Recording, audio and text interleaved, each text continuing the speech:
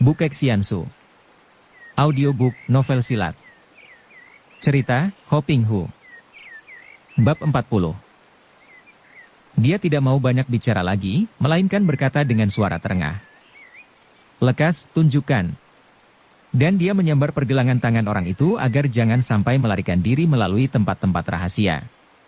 Orang kerdil itu mengajak Sin Liong berlari melalui lorong-lorong dan ternyata lorong-lorong itu amat ruwet bangunannya, berbelit-belit dan banyak sekali persimpangannya. Pantas saja dia tidak berhasil, pikir Sin Liong dan merasa kagum. Lorong rahasia ini memang amat hebat. Akhirnya setelah melalui jarak yang kurang lebih 5 li jauhnya, tibalah mereka di dalam lorong yang tidak rata, lebar sempit dan di situ banyak terdapat gundukan-gundukan batu pedang dan dari atas bergantungan pula batu-batu yang runcing. Mereka berada di dalam guha-guha besar yang berbeda sekali dengan guha-guha dari mana Sin Liong dan Suat Hong masuk. Di mana tempatnya? Sin Liong bertanya, suaranya gemetar karena dia merasa tegang sekali. Benarkah bahwa Suat Hong terancam nyawanya dan mungkin sekali sudah tewas? Hampir dia memekik untuk melampiaskan kekhawatirannya. Tidak. Tidak mungkin. Tidak boleh. Di mana dia? Hayo katakan. Dia mengguncang tangan orang kerdil itu. Tubuh orang itu menggigil. Dia di dalam guha sana itu. Lihat, di sana ada lubang besar, bukan? Hayo kita ke sana. Tidak. Tidak, aku takut. Mereka menjebaknya di sana, tempat itu adalah sarang laba-laba raksasa yang mengerikan. Kurasa dia sudah tewas. Sin lain tidak peduli dan menyeret orang itu menuju ke lubang besar yang berada di sebelah kiri lorong, melalui batu-batu menonjol yang ujungnya seruncing pedang. Setelah tiba di situ, tiba-tiba dia mendengar suara lirih. Sumoy. Dia berteriak. Suheng. Ai. Suheng. Terdengar suara tangis. Suat Hong yang menangis. Masih hidup. Hampir Sin Liong bersorak saking girangnya dan dia mendorong orang kerdil itu sampai terguling-guling 5 meter jauhnya. Orang kerdil itu merangkak dan pergi akan tetapi Sin Liong tidak memperdulikannya lagi. Dia sudah memasuki guha dan terus ke dalam, membelok ke kiri, ke arah suara Suat Hong. Tiba-tiba dia terbelalak, otomatis dia memasang kuda-kuda dengan pedang diangkat tinggi-tinggi dan tangan kiri siap di depan dada. Matanya yang terbelalak memandang tajam kepada seekor laba-laba raksasa sebesar kerbau, dengan sepasang anggota bulat seperti mata melotot kepadanya. Di belakang laba-laba itu tampak sarang laba-laba yang bukan main besarnya, benang sarang laba-laba itu sebesar jari-jari tangan, nampak kuat sekali dan di tengah-tengah sarang itu, tubuh Suat Hong menempel dengan kedua lengan terpentang, juga kakinya agak terpentang dan bagian tubuh darah itu agaknya melekat kepada sarang itu, tak dapat dilepaskan lagi. Gadis itu menangis ketika melihatnya dan hanya dapat berkata, Suheng, cepat kau bunuh binatang menjijikkan itu. Sin Liong mencium bau harum yang aneh dan keras, dan maklumlah dia bahwa tempat itu penuh dengan hawa beracun. Laba-laba ini selain besar sekali juga beracun.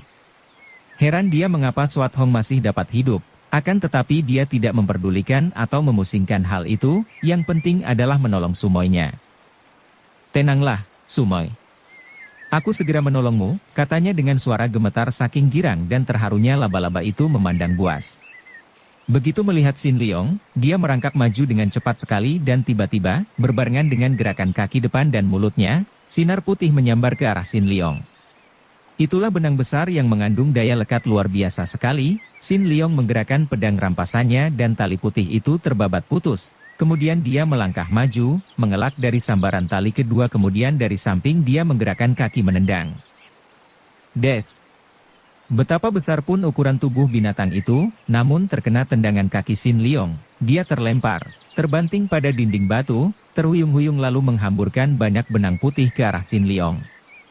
Pemuda perkasa ini meloncat untuk mengelak dan ketika dia memandang lagi, ternyata laba-laba itu telah lari menghilang melalui sebuah lubang di celah-celah dinding batu. Cepat Sin Liong menghampiri Suat Hong, berusaha menurunkan tubuh gadis itu, akan tetapi ternyata sukar sekali karena sarang itu mengandung daya lekat yang dapat merobek pakaian Suat Hong. Sin Liong menggerakkan pedangnya karena dia melihat bahwa sarang itu tergantung pada benang-benang pokok terbesar yang malang melintang dan melekat pada tanah dan pada langit-langit guha. Pedangnya menyambar-nyambar dan runtuhlah sarang itu, membawa tubuh Swat Hong terjatuh ke bawah. Gadis itu telah lemah sekali dan tentu akan terbanting kalau saja tidak disambar oleh Sin Leong. Pemuda itu membersihkan benang-benang labalana itu dan memondong tubuh sumoinya yang lemas menjauhi tempat itu. Ketika dia tiba di bagian yang lebar dari lorong itu, dia menurunkan sumoinya yang duduk bersandar batu. "Bagaimana keadaanmu, Sumoi?" tanyanya sambil memeriksa nadi lengan sumoinya. Detik jantungnya lemah, mukanya pucat dan tenaganya habis. Akan tetapi yang mengkhawatirkan adalah kenyataan bahwa sumoinya itu telah keracunan. Untung kau datang, Su Heng. Kalau tidak, aku sudah hampir tidak kuat." Gadis itu tiba-tiba merangkul dan menangis di pundak Sin Leong. Pemuda itu membiarkan saja Swat Hong menangis. Tak lama kemudian dia berkata, "Laba-laba itu beracun, kau terkena hawa beracun, akan tetapi berapa lama kau tertawan seperti itu?" "Sejak malam tadi." "Ah, mengerikan sekali, Su Heng." "Sudahlah, mari kubantu engkau mengusir hawa beracun yang mengeram di tubuhmu. Nanti dulu aku harus menceritakan dulu kepadamu." Swat Hong berkata terengah-engah, "Ceritaku akan dapat mengusir kengerian yang masih mencengkeram hatiku, Su Heng." Sin Leong mengangguk. Menurut hasil penyelidikan tadi, biarpun terserang hawa beracun namun keadaan Swat Hong tidak berbahaya dan malah lebih berbahaya ketegangan dan pukulan batin yang dideritanya selama 1 malam itu.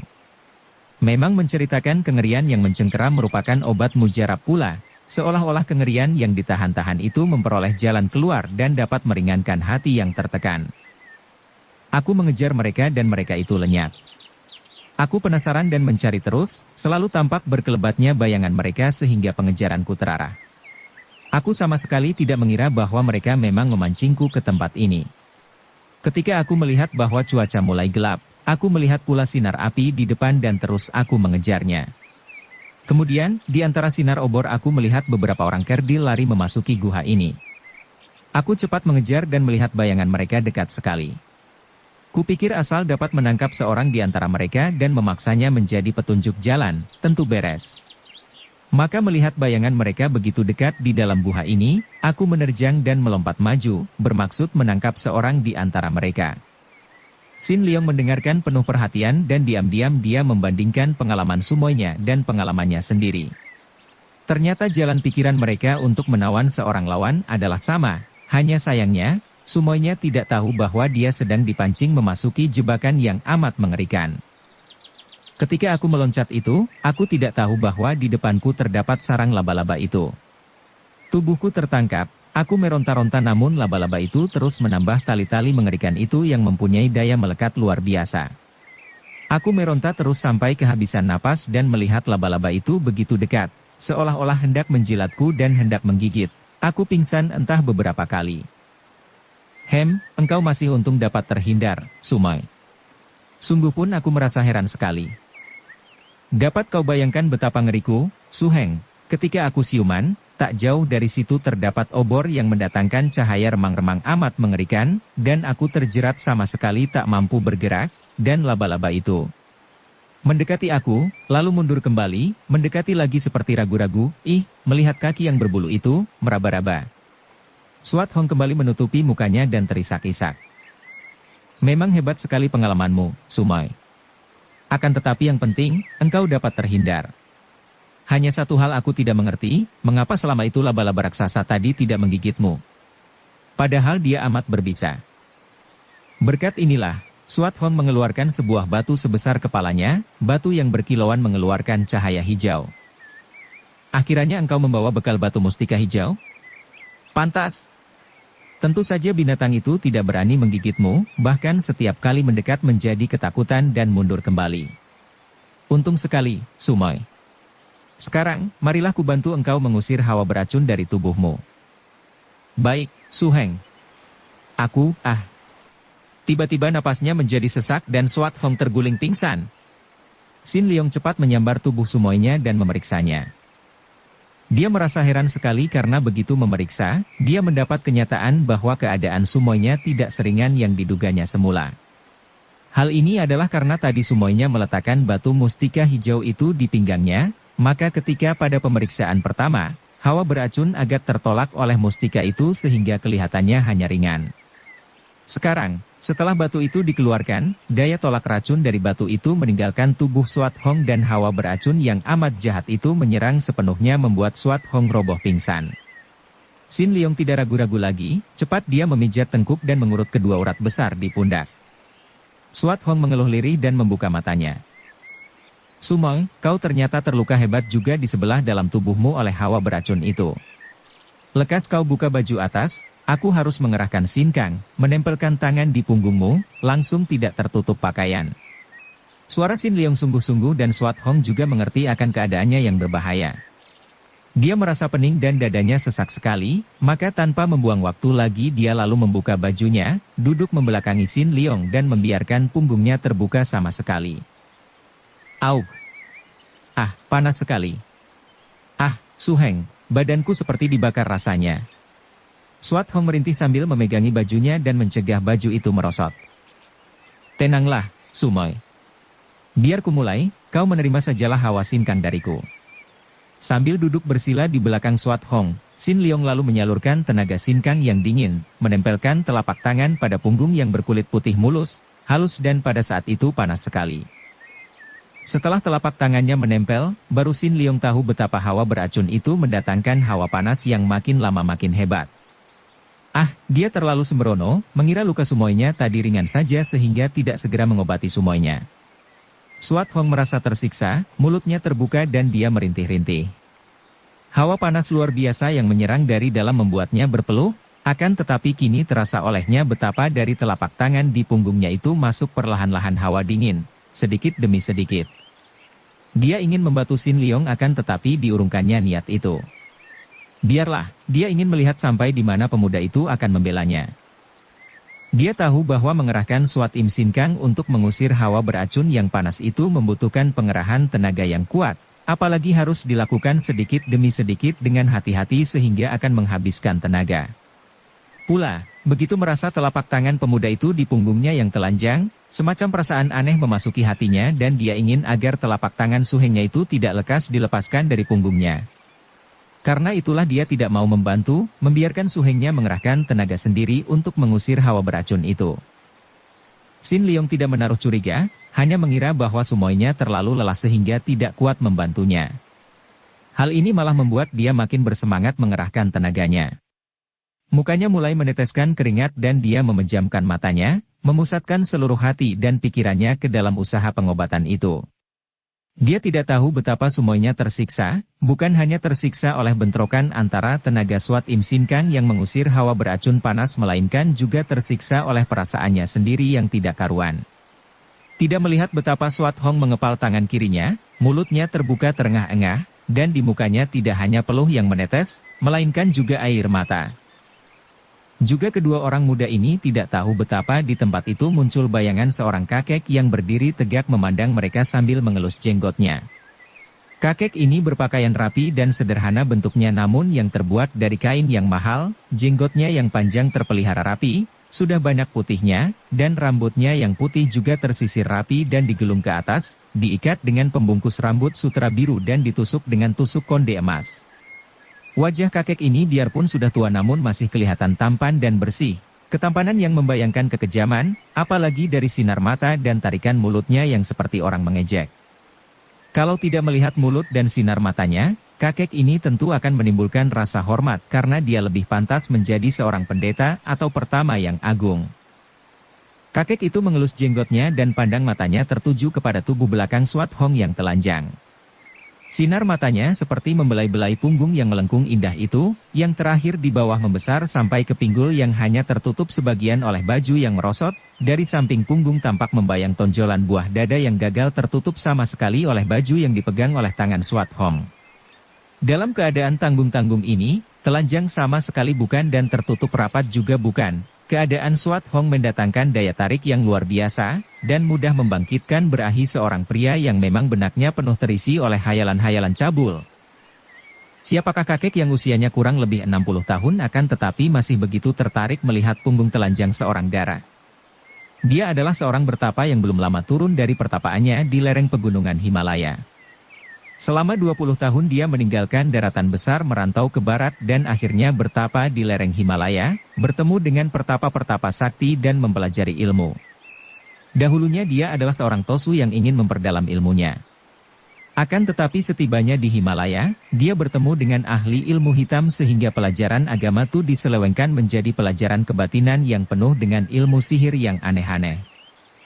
Dan karena memang di dalam dirinya belum bersih, ilmu hitam yang dipelajarinya membuat semua kekotoran di dalam dirinya itu menonjol dan mencari jalan keluar, dibantu dengan ilmu sihirnya sehingga pendeta agama Tu ini menyeleweng menjadi seorang pertapa atau pendeta palsu yang tidak segan-segan melakukan apapun demi mencapai kenikmatan dan kesenangan dunia.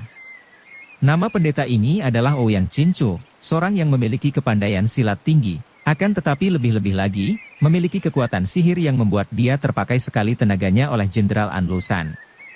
Berkat ilmu sihir dari Ouyang Chinchu inilah, yang merupakan obat guna-guna, maka Anlusan yang kasar itu berhasil memikat hati yang kui-hui. Bertapa atau melakukan segala usaha penekanan terhadap nafsu adalah usaha sia-sia dan palsu belaka, karena tidak mungkin akan berhasil selama di dalam dirinya masih berkecamuk nafsu itu sendiri. Penekanan hanyalah akan menghentikan timbulnya nafsu itu sementara waktu saja, akan tetapi bukanlah berarti bahwa nafsu itu sudah mati. Sewaktu-waktu, jika penekanannya berkurang kuatnya, tentu akan meledaklah nafsu yang ditahan-tahan. Seperti api dalam sekam, sewaktu-waktu dapat membakar. Karena yang menekan nafsu ini pun sesungguhnya adalah nafsu sendiri dalam lain bentuk atau lain nama yang kita berikan kepadanya. Keinginan tidak mungkin dilenyapkan dengan lain keinginan, karena akan menjadi lingkaran setan yang tiada berkeputusan. Apa artinya bertapa di tempat sunyi, meninggalkan masyarakat agar tidak melihat lagi wanita dan timbul nafsu berahi kalau nafsu berahi itu sendiri masih bercokol di dalam batinnya, kalau dirinya sendiri setiap saat digerogoti oleh nafsu berahi yang masih bercokol di dalam batin itu? Sebaliknya, biarpun hidup di antara 1000 orang wanita cantik, kalau memang tidak ada nafsu berahi di dalam hatinya sama sekali bersih, pasti tidak akan ada gangguan sesuatu di dalam batin. Jadi yang penting bukanlah mencari pelarian, bukanlah melarikan diri dari segala macam nafsu, dalam hal ini sebagai contoh adalah nafsu berahi, melainkan membebaskan diri dari nafsu berahi. Dan kebebasan ini hanya dapat terjadi apabila kita mengerti benar, mengenal benar diri sendiri, mengenal nafsu berahi yang membakar kita, dan tak mungkin kita dapat mengenal tanpa kita mempelajari, mengawasi, mengamati dengan seksama tanpa usaha untuk mendudukannya. Dengan pengamatan ini maka segala akan tampak jelas, segala akan kita kenal dan dari pengamatan akan timbul pengertian, dari pengertian akan muncul suatu tindakan yang berlainan sama sekali dari tindakan palsu pelarian. Demikianlah halnya dengan Ouyang Chinchu, karena puluhan tahun lamanya dia menahan-nahan dan menekan nafsu, setelah kini dia menguasai ilmu yang tinggi, memperoleh jalan mudah untuk melampiaskan nafsu-nafsunya, dia membiarkan nafsu-nafsunya bersimah rajalela, seolah-olah untuk menebus pertapaannya yang selama puluhan tahun itu. Begitu turun gunung kembali ke timur untuk menikmati seluruh sisa hidupnya dengan segala macam kesenangan yang diinginkan tubuhnya, dia mendengar tentang pemberontakan Anlusan. Memang dia seorang yang cerdik, maka tampaklah olehnya kesempatan terbuka baginya untuk mencari kedudukan tinggi, kemuliaan sebagai seorang penguasa. Dia mengunjungi Anlusan dan dengan demonstrasi kepandaiannya, baik silat maupun sihir, dia diterima dengan tangan terbuka dan diberi kedudukan tinggi, yaitu penasihat urusan dalam dari jenderal itu. Tentu saja dia tidak dapat menjadi penasehat urusan perang karena dia sama sekali tidak mengerti akan ilmu perang. Mulailah Ouyang Chinchu hidup mewah dan terhormat di dalam istana Anlusan, segala kehendaknya terlaksana. Kemewahan, kehormatan, dan pelampiasan nafsu berahinya karena disediakan banyak pelayan-pelayan wanita muda yang cantik-cantik untuk kakek ini. Pada waktu itu, Ouyang Chinchu diutus oleh Anlusan untuk mengunjungi rawa bangkai, karena Anlusan yang sudah tahu akan kelihayan dua orang wanita Te Kuat Lin dan Kiamo Chai Li, mempunyai niat untuk menarik kedua wanita itu sebagai pembantu dalam dan pengawalnya. Hal ini menunjukkan kecerdikan jenderal itu. Dia tahu bahwa Te Kuat Lin adalah bekas Ratu Pulau Es, maka selain memiliki ilmu silat yang hebat, tentu juga memiliki ambisi-ambisi pribadi terhadap kerajaan yang hendak mereka gulingkan dan rampas. Maka kalau wanita seperti itu diberi kesempatan memperoleh kekuasaan dengan pasukan yang kuat, kelak tentu akan menjadi penghalang dan saingan belaka. Berbeda kalau wanita itu ditugaskan mengawalnya, Segala gerak-geriknya dapat diawasi selain tenaganya dapat dipergunakan untuk mengawalnya sehingga dia akan merasa lebih aman dan terjamin keselamatannya. Demikianlah, Ouyang Cincu lalu diutusnya mengunjungi rawa bangkai setelah 5 orang utusan pertama ke rawa bangkai yaitu Bei Suinyo, Liam Toan Qi dan 3 orang kakek lain berhasil dengan baik mengunjungi rawa bangkai. Sekali ini, Ouyang Cincu membawa surat pribadinya yang dengan ramah mengundang kedua orang wanita itu untuk mengunjungi istananya untuk mengadakan perundingan. Kedatangan Ouyang Cincu menimbulkan kegemparan, juga disambut dengan kagum oleh Te Kuat Lin dan Kia Mo Chai Li. Ketika 5 orang utusan yang terdahulu datang, Kia Mo Chai Li telah memberikan rahasia jalan menuju ke rawa bangkai tanpa menyeberangi rawa, yaitu melalui jalan terowongan di bawah tanah, dari balik gunung yang dijaga oleh orang-orang Kerdil yang juga sudah takluk dan menjadi kaki tangannya. Maka kedatangan Ouyang Cincu sekali ini tidaklah sukar, dan Ouyang Cincu dengan kepandaiannya yang tinggi dapat menyelinap melalui terowongan dan menembus ke pulau di tengah rawa. Betapa kagetnya semua orang ketika melihat seorang kakek datang menunggangi seekor harimau. Te Kuat Lin dan Kia Mo Chai Li melompat ke depan, siap untuk menghadapi lawan, akan tetapi Ouyang Cincu yang masih duduk di atas punggung harimau itu tertawa, memperlihatkan deretan giginya yang masih lengkap. Apakah Jiwi yang bernama Deli Hiap dan Kia Mo Cai Li yang terkenal itu? Benar, siapakan Totiang? Tanya Te Kuat Lin hati-hati karena sikap Tosu ini menunjukkan bahwa dia adalah seorang yang berilmu tinggi. Hahaha, benar-benar tidak berlebihan yang Pinto dengar. Kalian selain gagah perkasa juga amat cantik. Pinto adalah Ouyang Cincu, utusan pribadi Anggoan Sui dan inilah surat beliau untuk Jiwi. Dia menggosok kedua telapak tangannya dan tampaklah asap mengepul tinggi.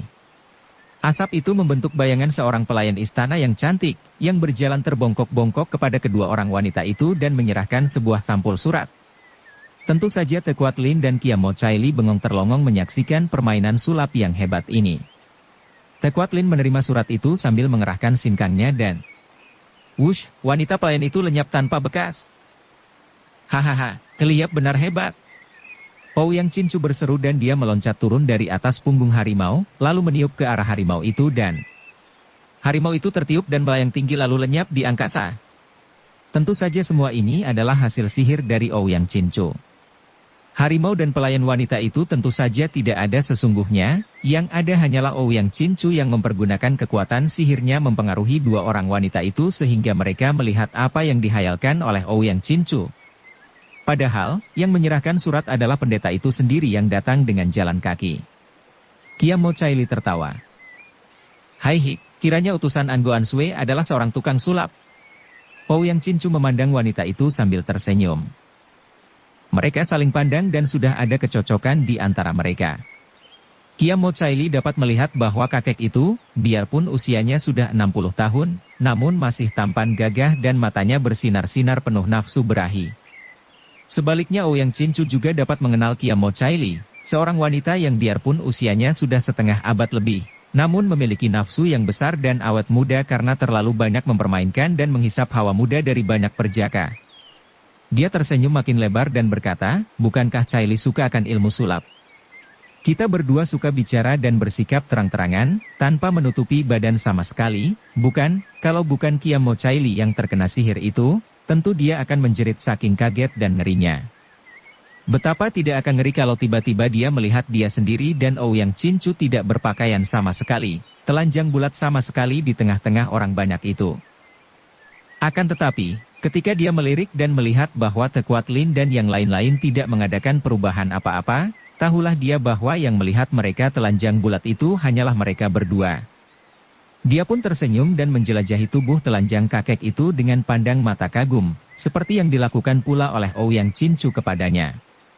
Pertapa cabul itu lalu diterima sebagai tamu terhormat, dijamu oleh Te Kuat Lin dan Kia Mo Chai Li. Seperti dapat diduga lebih dulu, di antara Ouyang Cincu dan Kia Mo Chai Li segera terjadi hubungan gelap yang amat mesra. Te Kuat Lin tahu akan hal ini dan diam-diam merasa geli. Akan tetapi karena dia pun tahu akan kesukaan Kia Mo Chai Li yang sering mengeram laki-laki muda di dalam kamarnya, dia pura-pura tidak tahu. Persiapan lalu dibuat oleh kedua orang wanita itu untuk ikut Ouyang Cincu mengunjungi Anlusan. Akan tetapi sebelum mereka berangkat, terjadilah peristiwa kedatangan Sin Leong dan Swat Hong yang dikabarkan oleh orang-orang Kerdil kepada mereka. Ketika mendengar dengan jelas dan tahu bahwa yang datang menyerbu adalah Kwa Sin Leong dan Han Swat Hong, muka Te Kuat Lin menjadi pucat sekali. Dia tahu bahwa biarpun dia jarang bertemu tanding di daratan besar setelah dia lari dari Pulau Es, namun menghadapi kedua orang muda itu dia tidak boleh main-main, apalagi menghadapi Sin Leong yang dia tahu memiliki ilmu kepandaian hebat sekali dapat dikatakan mewarisi seluruh kepandaian bekas suaminya, Han Tiong. "Ai, mereka datang," tak terasa lagi keluar seruan dari mulutnya. Kiamo Chai Li dan Ouyang Cincu yang sedang duduk berhadapan di meja makan bersama Te Kuat Lin, memandang dengan kaget dan juga heran. Baru sekarang Chai Li menyaksikan sahabatnya itu kelihatan takut. Bersambung ke bab 41. Dukung kami dengan subscribe, follow, like, komen dan share. Terima kasih.